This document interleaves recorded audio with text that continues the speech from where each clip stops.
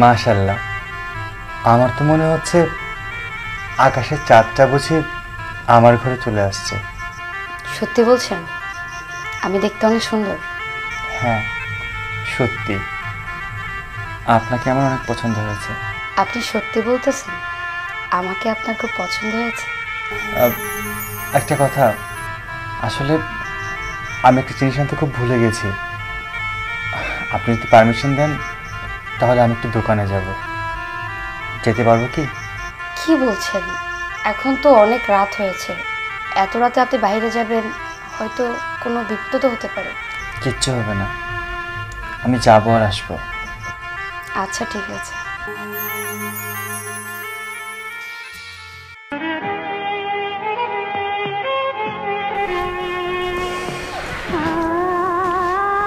কি ব্যাপার, নতুন বউকে ঘরে রেখে একজন বিধবার কাছে চলে আসলে যে? তুমি তো ভালো করেই জানো, তোমার কাছে না আসলে আমার একটু ভালো লাগে না। এখন তো আর আগের কথা বললে চলবে না। এখন তোমার নতুন সংসার শুরু হয়েছে, তোমার বিয়ে হয়েছে, তোমার বউ আছে, তোমার তো ওখানেই থাকতে হবে। আরে বাদ দাও না, তুমি তো সব কিছু জানো। বাবা মা আমাকে জোর করে বিয়ে করিয়েছে, এখানে আমার কোনো হাত ছিল না। এখন আর এগুলো বলে তো কোনো লাভ নেই, বলো। তুমি এখানে কি করছো? তোমার নতুন বউ তোমার জন্য বাসর ঘরে অপেক্ষা করছে, যাও সেখানে যাও। কি ব্যাপার, রাত তো অনেক হয়ে গেল, সে কখন বাসার থেকে বের হয়েছে, এখন আসতেছে না কেন? এত রাত পর্যন্ত তো বাইরে থাকার কথা না, কোনো বিপদে পড়লো না তো? গিয়ে দেখি তো বাইরে। প্লিজ এভাবে বলো না, তুমি তো জানো আমি তোমায় কতটা ভালোবাসি। এখন বাধ্য হয়ে আমাকে সব কিছু করতে হচ্ছে। ওকে বলে আসছি যে আমি যাবো আর আসবো। আচ্ছা তুমি বসো, আমি শুধু তোকে ঘুম পাড়িয়ে দিয়ে আমি আবার চলে আসবো। সত্যি তুমি আমাকে ছেড়ে চলে যাবে? আরে ছেড়ে যাচ্ছি কোথায়, আমি যাবো আর আসবো। ও ঘুমিয়ে গেলে আবার তোমার কাছে চলে আসবো। ভিতরে পুরুষ মানুষের আওয়াজ। প্লিজ ছাড়ো, আমাকে যেতে হবে। এ তো সূর্যের গলা, তার মানে আমাকে বাসর ঘরে বসিয়ে রেখে বিধবা বাবির সাথে বাসর করছে? না, এটা তো হতে পারে না। বিষয়টা আমার শ্বশুর শাশুড়িকে জানাতে হবে।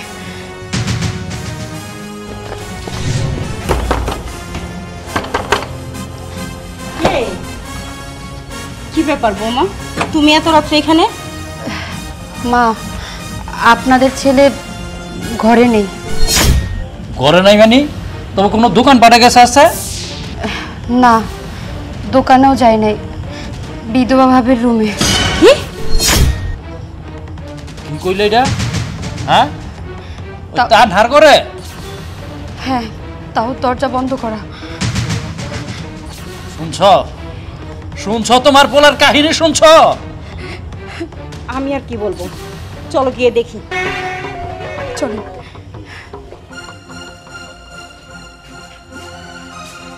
যাও ডাক দাও, তোমার পোলারে ডাক দাও।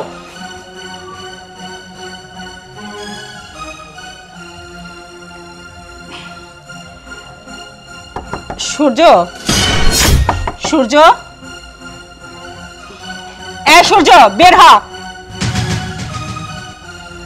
মনে হচ্ছে মা চলে আসছে।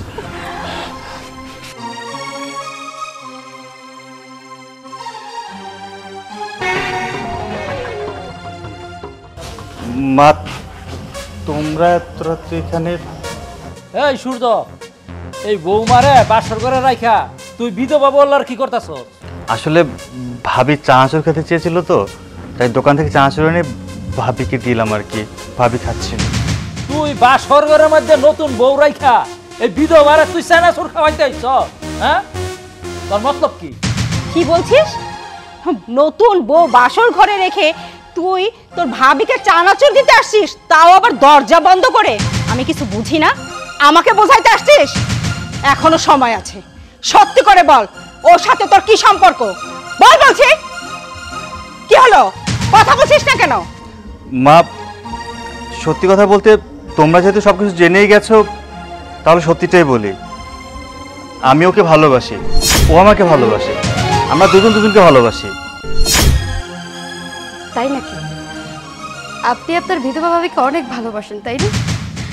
তাহলে বিষয়টা আপনার বাবা মাকে আগে জানাতেন। কিন্তু কেন আপনি একজনকে ভালোবাসার সত্ত্বেও আমাকে কেন বিয়ে করলেন? আমার জীবনটা কেন নষ্ট করলেন? আপনি তো একটা জীবন নষ্ট করেন নাই, আপনি তিনটা জীবন নষ্ট করেছেন। আচ্ছা, আপনি যে এই তিনটা জীবন যে নষ্ট করলেন, আপনি বুকে হাত দিয়ে বলুন তো, আপনি কি আমাদের দুজনকে বিয়ে করে সুখে সংসার করতে পারবেন? আপনি কি বলতে পারবেন আমাদের দুজনকে সমান ভাগ দিবেন? কাকে রেখে কাকে ভালোবাসবেন? পারবেন না, কারণ যেই পুরুষ কিনা পরনারীতে আসক্ত, সে এক নারী কেন, হাজার নারীতে সে আসক্ত হতে পারে। বাবা, ভেবেছিলাম সারাটা জীবন আপনার ছেলের সাথে কাটাবো। আপনি আমার শ্বশুর, উনি আমার শাশুড়ি, আপনাদেরকে বাবা মায়ের মতো জানবো, কিন্তু সেটা আমার ভাগ্যে আর হলো না। তাই আমি আপনার ছেলের সাথে সংসার করতে চাচ্ছি না। আমাকে আমার বাবা মায়ের কাছে ফেরত দিয়ে আসুন। আমি আর এই বাড়িতে থাকতে চাই না। অপয়া, অলক্ষী, এর আগে তোমার বড় ছেলেকে খেয়েছিস, এখন আমার ছোট ছেলের পেছনে লেগেছিস। তোকে আমি নিজের হাতে বিষ খাইয়ে মেরে ফেলবো। মা, তোমরা ওকে কিছু বলো না। আমি প্রথম থেকে ওকে ভালোবাসতাম আর ওকে বিয়ে করতে চেয়েছিলাম, কিন্তু তোমরা আমাকে জোর করে ওনার সাথে বিয়ে দিয়েছো। তোর যদি এই বিধবা বউরে পছন্দ হয়, তবে তোর সাথে আমি এই বিধবারই বিয়ে দিব। বৌমা, চলো তোমার বাবার কাছে আমি তোমারে বুঝাই দিয়ে আসি। আসো, দাঁড়ায় আসো, কে আসো।